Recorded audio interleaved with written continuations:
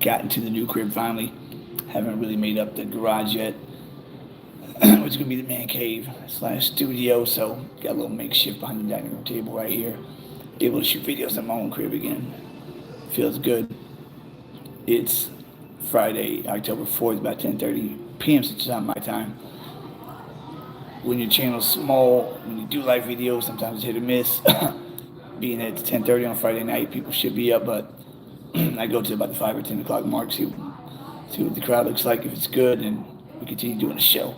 If not, I'll just shut it down, do a regular video. If you're watching this live after it gets uploaded, I think 70, 80 more subscribers at 500, and then I can start getting the desktop, the microphone that I need, call online, studio equipment, all that, all the bells and whistles.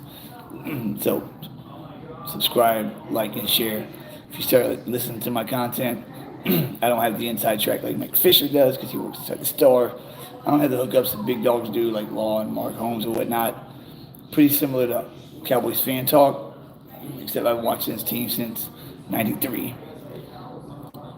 Last time we won 2 of the 5 Super Bowls, so and I played the game my entire life, student of the game. We'll see if anybody jumps in right now. 2-2, going to Pittsburgh was 3-1. Both our wins are road wins, be it against 2 teams that are 1-3, and then we, bounce back to back at the crib against New Orleans and Baltimore pretty bad. And in Pittsburgh, they seem formidable. I mean, they beat Atlanta week 1. Atlanta won 3 in a row after that. They beat Atlanta week 1. Week 2, they beat Denver, both on the road. Week 3, they took out the Chargers, and they just lost to the Colts by 3. 3-1, they have 53 points allowed. They've scored 79 in the first 4 games. Only allowed 53. So they can't move the ball, but they got some bad defense going on over there. Our defense, as bad as it's looked, and with this injury report, D-Law's out. Mike is not going to be able to make it. Trayvon is questionable, so is Kalen Carson. If one of them two can't go, it's real thin at corner.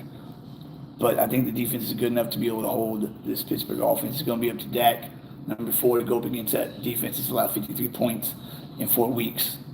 You do the average math on that, 53 in 4 weeks, that's like averaging a little bit more than Baltimore did in 2000 when they were averaging 10.2 some a game, 165 points in a 16-game season. So the defense is going to be tough, but we've been decent on the road so far. So we'll see. I don't understand. People jump in and jump right back out. Jump in, stay a while, hear what I got to say, give me your thoughts on, whatever I'm talking about. Week 5 at Pittsburgh, 53 points allowed in 4 games. Defense is real. Offense, worse than our offense. Even without injuries, held for review. You know what? It is what it is. Oh, you can. That defense, 53 points. So Prescott, without Brandon Cooks, still has Jake Ferguson, CeeDee Lamb. Jalen Tolbert can make plays. Turpin's a playmaker. It's going to come down to if number 4 can play good against a good defense on the road, which he has struggled time in, time out doing that specific thing. Even if a team ain't got no offense, if they have a defense and he's on the road, you're looking like 12-10 loss type deal, just like 2019 at New Orleans, 3-0. Teddy Bridgewater, they couldn't move the ball, but that couldn't score either. Yeah, man, it's them Cowgirls. I can't dispute that right now. Not after back-to-back horrible losses at the crib, to where the defense looked like Mike Nolan's 2020 defense. Week 1 looked stellar, be it Deshaun Watson, but they still have Amari, Jerry Jeudy, Elijah Moore, Kalen Carson looked like seatbelt in Week 1. It was a dominant win. Oh man, that's just how it is. You see Craig Steele. I wish my name was Craig Steele. That's what Mike Fish always says. Every quarterback's going to get paid more and more. So the next guy on the block is going to get more than that guy. This just is what it is. The rising salary cap. They created more cap space. Now we have $22 million in cap space if they're going to make a move. But every time somebody becomes available or requests a trade, they always link the Cowboys to said player, Devontae Adams, Amari Cooper. That's never going to happen. Never going to happen. Their salaries are way too high. The Joneses are going to go for a bargain basement type deal, like a Brandon Cooks, like a Stephon Gilmore. But at $22 million, they're going to spend maybe 3 or 4 of it. The 18 is going to roll over the next season, and Steven's going to continue to try to save for a Super Bowl. We've had a Super Bowl roster the last 3 seasons. This season, it was kind of questionable with 5-6 rookies really getting bit mad playing time. So, yeah, this right here, this game against Pittsburgh will probably shape the rest of the season. Last time we started 2-3, 2018, I guess you could say. But what bailed us out of that was making a big trade. Hey, John Hip, I appreciate it, man. 2018, we made the big trade. We traded the first round pick that we never trade ever. We'll never trade a day 1, day 2 pick. First round pick for Amari in 18.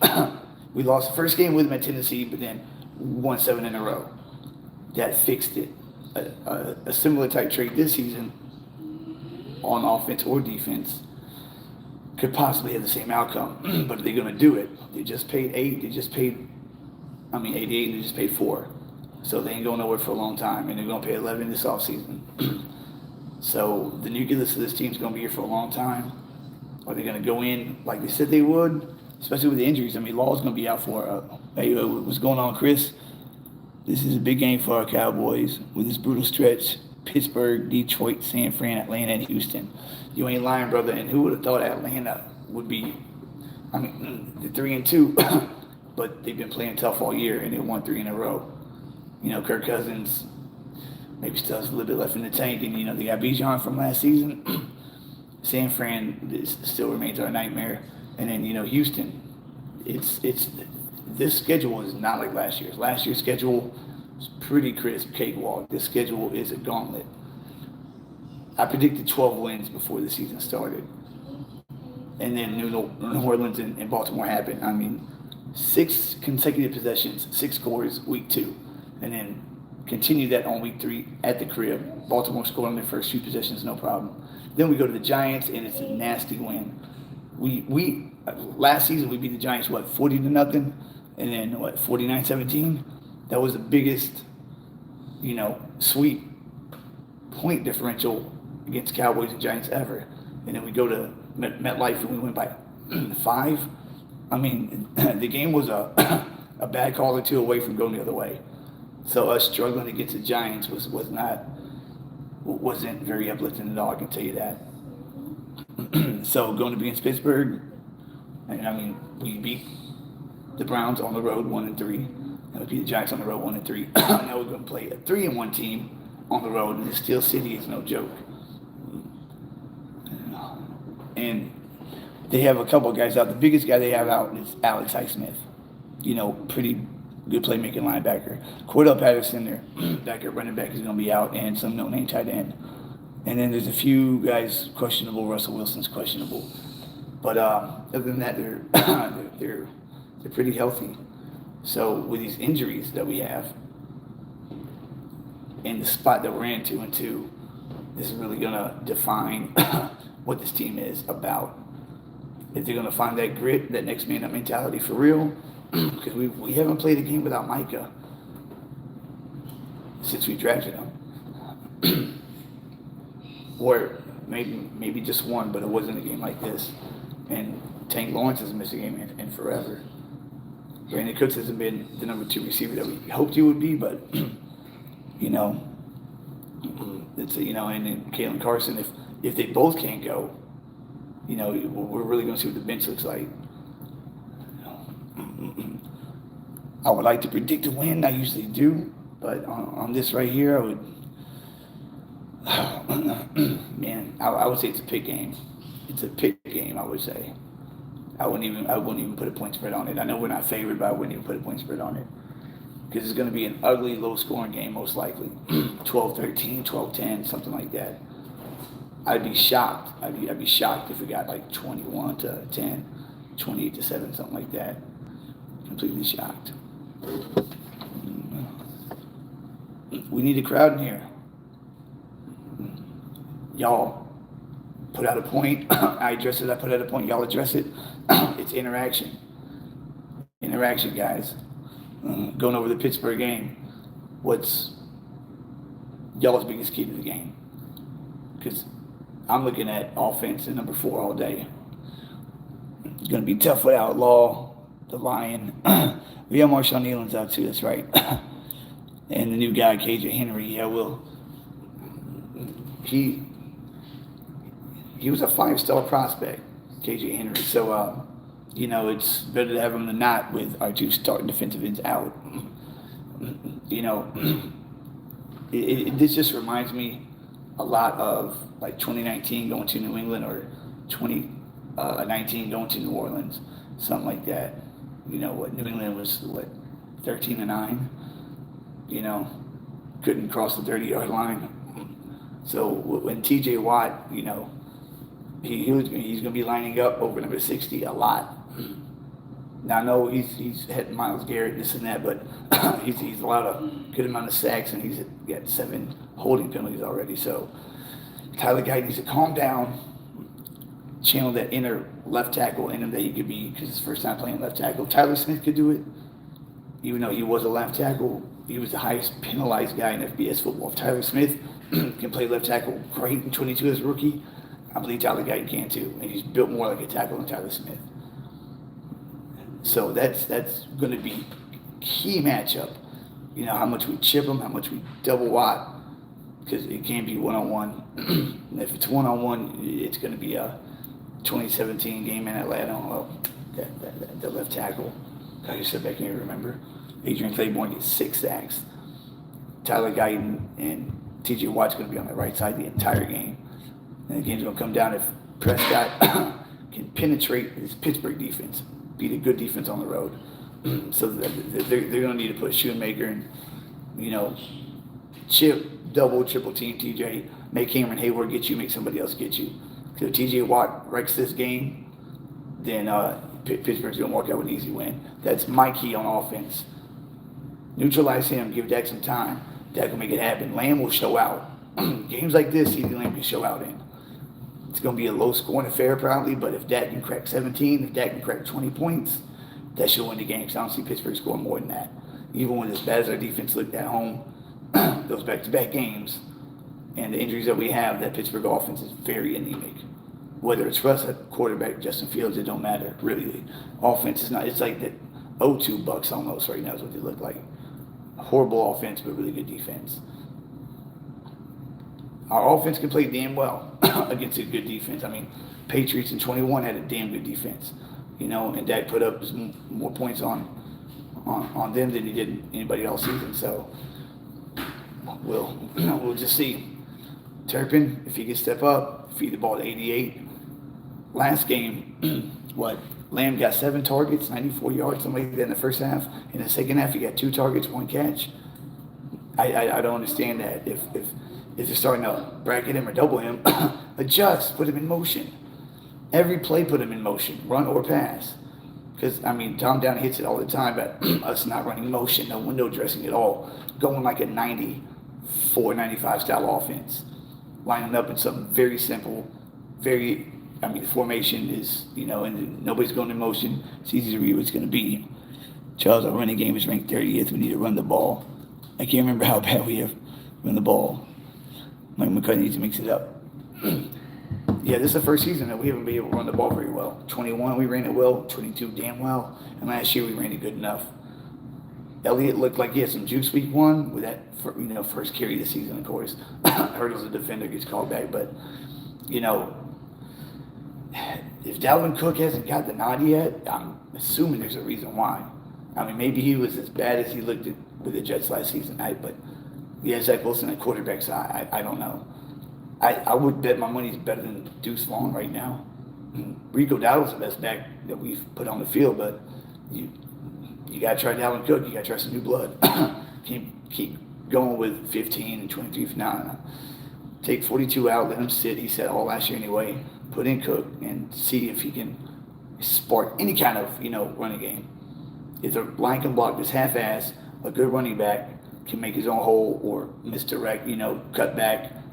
That rookie that the Jets drafted, Allen, that we could have got with pick 87. I wanted to get him so bad. He makes that look easy. Their offensive line's average, but he's a patient runner. He'll find a hole, or if he sees a cutback lane, he'll cut back.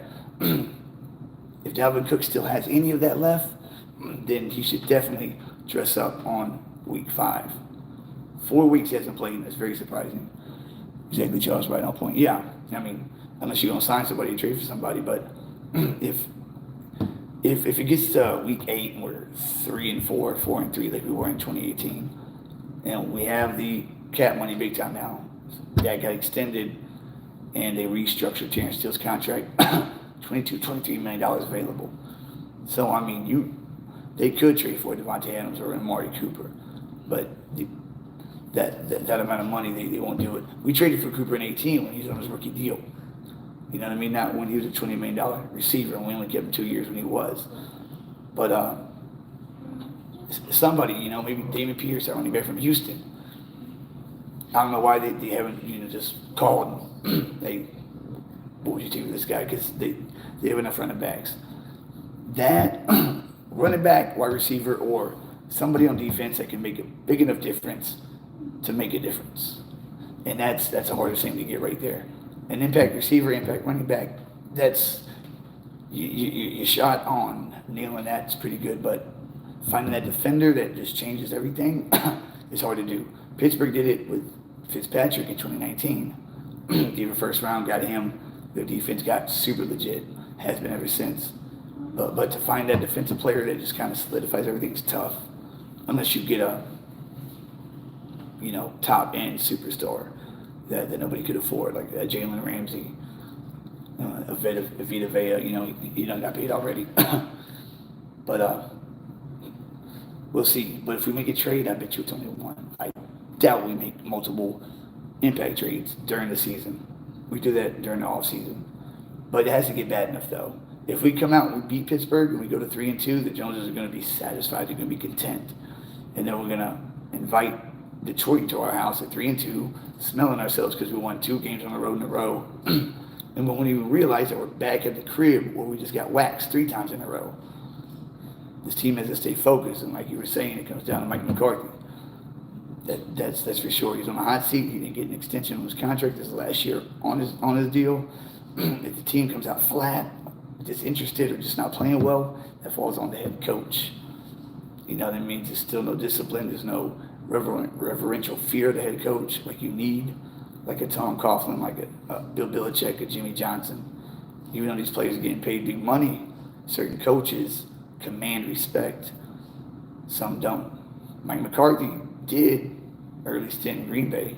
He sure did. He started losing that towards the end of it.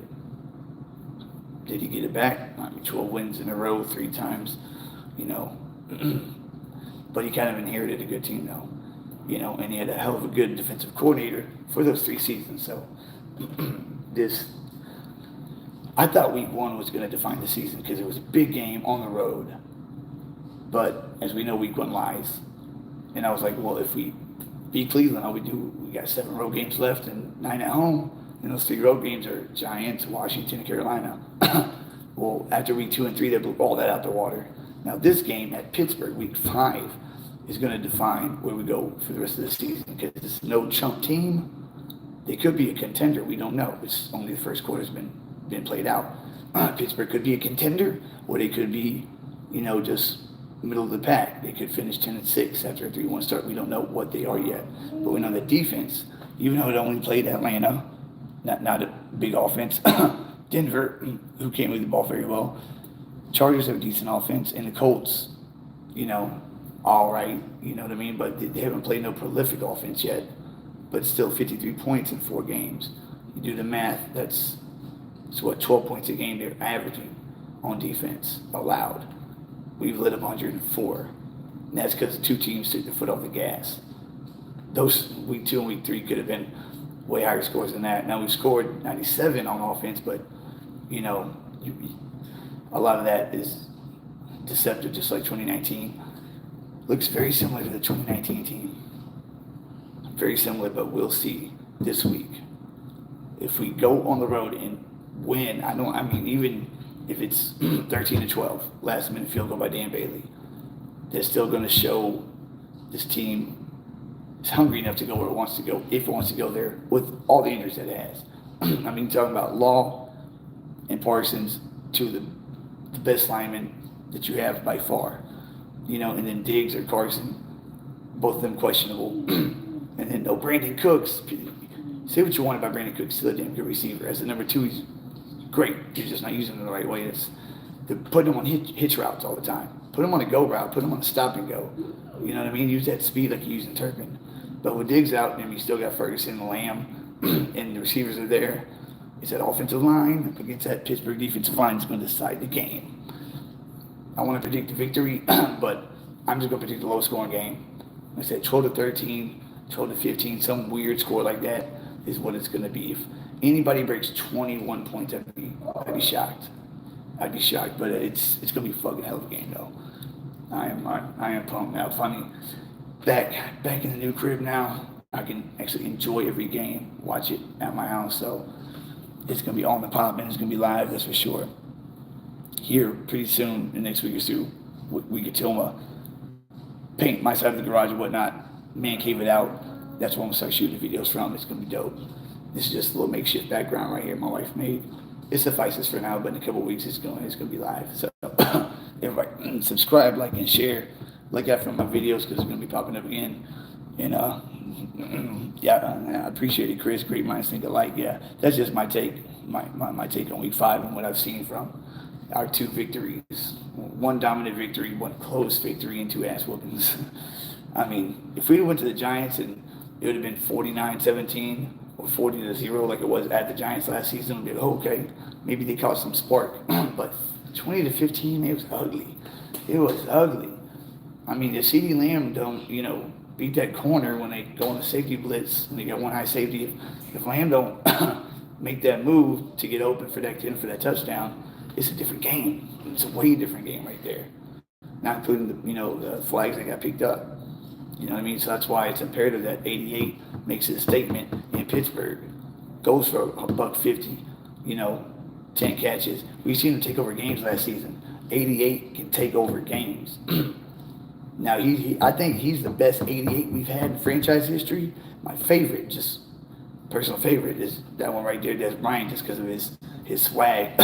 He was like a gangster wide receiver. He just the way he was. Michael Evans, Drew Pearson, Hall of Fame, but CeeDee Lamb is probably the best pure wide receiver that we've ever had, wearing number 88. Over 2 seasons with 100-plus catches. Michael Evans did it once. Jason Wood did it once. Nobody's ever done it twice, let alone consecutive years. And he can take over games, kind of like Dez could do in 2014. 2014, Des Bryant could take over a game. He's 16 touchdowns that season. It's the single season record. So, but I'm pretty sure CeeDee's going to break that this year. Next year, it's going to be broken by him. But Dak has a fine 88, and Tyler Guyton has to get help or man up like Tyler Smith did. And handle T.J. Watt mono, not be a turnstile. That's going to be that's Defensive Player of the Year right there, or the year before. Still, DPOY on your resume means that you're the real deal. So, score prediction on Friday night is undecided, but it's going to be a low-scoring game. I put the over-under at 29. That's what I put the over-under at. Personally, I bet you it don't break 29 points. It's going to be an ugly defensive battle, but if we win with all these injuries, it's going to show us something that this team has and didn't have before. So we'll see about that. I'll probably hit y'all up tomorrow or Sunday before the game, guys. Everybody who tuned in, I appreciate it. Chris, you have a good night, my brother. And I'll catch you guys later. Subscribe, like, and share. Keep God first and foremost. He comes before everything, even this. Seek him in his righteousness, and all these other things will be added unto you. I'm living testimony of that. The new crib. All right, guys. I'll catch you on the flip side. Charles and Charles out.